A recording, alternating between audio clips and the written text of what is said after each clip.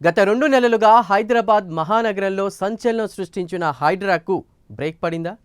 కూల్చివేతల నేపథ్యంలో హైకోర్టు హైడ్రాకు చేసిన సూచనలేంటి? హైకోర్టు ఇంతగా స్పందించడానికి కారణం ఏంటి? చెరువులు, కుంటల రక్షణకు ఏర్పడిన హైడ్రాపై ఎవరికి ఈర్ష్య ఉంది? అసలు హైడ్రా చేసిన తప్పేంటి? హైడ్రా చేపట్టిన చర్యలకు చట్టబద్ధత లేదా? అక్రమార్కుల గుండెల్లో నిద్రపోయిన హైడ్రా ఇప్పుడు ఏం చేయబోతోంది? హైడ్రాను మరింత బలోపేతం చేయడానికి ప్రభుత్వం ఏం చేయబోతోంది? ఇప్పుడు సర్వత్రా ఇవే ప్రశ్నలు. ఈ నేపథ్యంలో హైడ్రాపై స్పెషల్ స్టోరీ.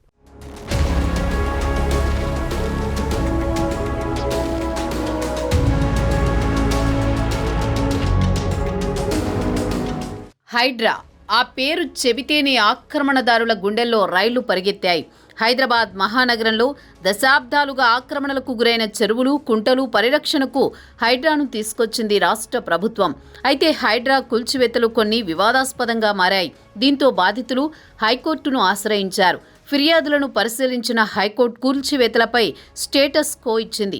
దీనిపై తదుపరి ఉత్తర్వులు వెలువడే వరకు కూల్చివేతలు ఆపాలని కోరింది. కేసును అక్టోబర్ 13కు వాయిదా వేసింది. అంటే అప్పటి వరకు హైడ్రా సైలెంట్గా ఉండనుంది. హైడ్రా ఏర్పాటు అభినందనీయం అంటూనే పనితీరే అభ్యంతరకరం అంటోంది కోర్టు. హైడ్రాకు హైకోర్టు సీరియస్ వార్నింగ్ ఇచ్చినట్లేనని విశ్లేషకులు చెబుతున్నారు.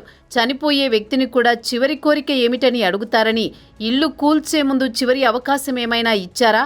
ప్రభుత్వ ఆస్తుల రక్షణ పేరుతో అమాయకులను ఇబ్బందులకు ఎందుకు గురి చేస్తున్నారు అని హైకోర్టు ప్రశ్నించింది. ఎక్కడన్నా కూల్చివేతకు యంత్రాలు, సిబ్బంది కావాలని కోరితే అందచేస్తామని హైడ్రా కమిషనర్ చెప్పడాన్ని కూడా కోర్టు తప్పుబట్టింది.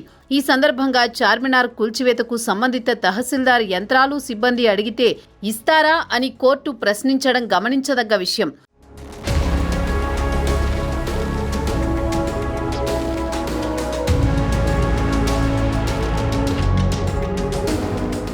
రాజకీయ నేతలు, ఉన్నతాధికారులు చెప్పినంత మాత్రాన కూల్చివేతలపై ముందుకు వెళ్లొద్దని హైడ్రాకు సూచించింది హైకోర్టు.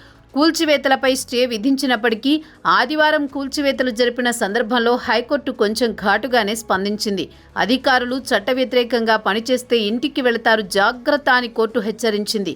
ప్రభుత్వం ఇచ్చిన జీవో ప్రకారం హైడ్రాకు ఎన్నో విధులున్నాయని, మిగిలినవి పట్టించుకోకుండా కేవలం కూల్చివేతలపై దృష్టి సారించడంపై తప్పుబట్టింది కోర్టు. అదేవిధంగా ఒక్క రోజులోనే హైదరాబాద్ను మార్చాలనడం సరికాదంది. కోర్టులకు వెళ్లి స్టే తెచ్చుకునే టైం కూడా ఇవ్వమని ఎందుకు చెబుతున్నారు? నోడల్ ఏజెన్సీ కింద ఉన్న హైడ్రా చట్టబద్ధతపై హైకోర్టు ప్రశ్నిస్తున్నప్పుడైనా మౌనంగా ఉండకుండా హడావుడి ఎందుకు చేశారని కోర్టు ప్రశ్నించింది. ముఖ్యంగా అమీన్పూర్లోని కూల్చివేతలపై హైకోర్టు చాలా సీరియస్ అయింది. దీనికి సంబంధించి హైడ్రాకు ఎన్నో ప్రశ్నలను సంధించింది. చీటికి మాటికి మీడియా ముందుకు వచ్చి ప్రకటనలు ఎందుకు చేస్తున్నారని హైడ్రాను హైకోర్టు నిలదీసింది.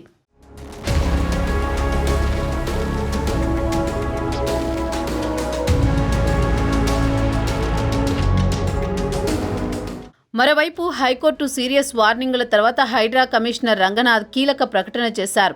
మూసీ సుందరీకరణ కోసం నదికి ఇరువైపులా సర్వేలతో, మార్కింగ్తో హైడ్రాకు సంబంధం లేదన్నారు. అసలు మూసీ సుందరీకరణతో తమకు సంబంధం లేదని, దానిని Musi river front development corporation చేపడుతోందని ఆయన వెల్లడించారు. హైడ్రాపై లేనిపోని నిందలు వేస్తున్నారని, కూల్చివేతలు మా లక్ష్యం కాదని, కేవలం చెరువులను, కుంటలను రక్షించడమే తమ పని అని వివరణ ఇచ్చారు. మరోవైపు హైడ్రాపై హైకోర్టు చేసిన వ్యాఖ్యలపై ప్రభుత్వం కూడా సీరియస్గా ఆలోచిస్తోంది. హైడ్రాను మరింతగా బలోపేతం చేయాలని భావిస్తోంది. మున్సిపల్ యాక్ట్లోని సెక్షన్ 374B కింద హైడ్రాకు పవర్ దాఖలుపరిచే విధంగా ఆలోచన చేస్తున్నట్లు తెలుస్తోంది. హైడ్రాకు చట్టబద్ధత తెస్తే చాలా వరకు సమస్యలు తీరుతాయని ప్రభుత్వం భావిస్తోంది.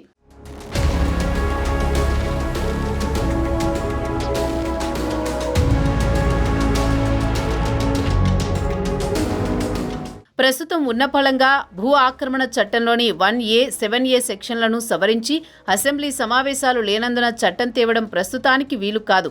ఈ నేపథ్యంలో ఆర్డినెన్స్ 2024 తీసుకురానుందని తెలుస్తోంది. రెవెన్యూ, నీటిపారుదల, పురపాలక, GHMC, bPASS, WALTA, fire services తదితర శాఖలకు ఉన్న అధికారాలను ఈ చట్టం ద్వారా హైడ్రాకు అప్పగించనుంది. దీంతో కోర్టులు సైతం హైడ్రాను ప్రశ్నించే పరిస్థితి ఉండదనేది ప్రభుత్వ పెద్దల వాదన.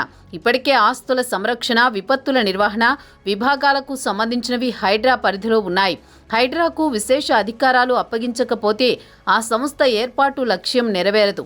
దీంతో అనివార్యంగా వివిధ శాఖలకు చట్టపరంగా దఖలు పడిన కొన్ని అధికారాలను తొలగించి హైడ్రాకు బదిలీ చేసేలా చట్టం తేవాలని ప్రభుత్వం ఆలోచన చేస్తోంది. అసెంబ్లీ సమావేశాలు లేనందున ప్రస్తుతానికి ఆర్డినెన్స్ తీసుకురానుందని, తర్వాత అసెంబ్లీ ఆమోదంతో చట్టం చేయనుంది. చూడాలి మరి హైడ్రా నెక్స్ట్ స్టెప్ ఎలా ఉంటుందో.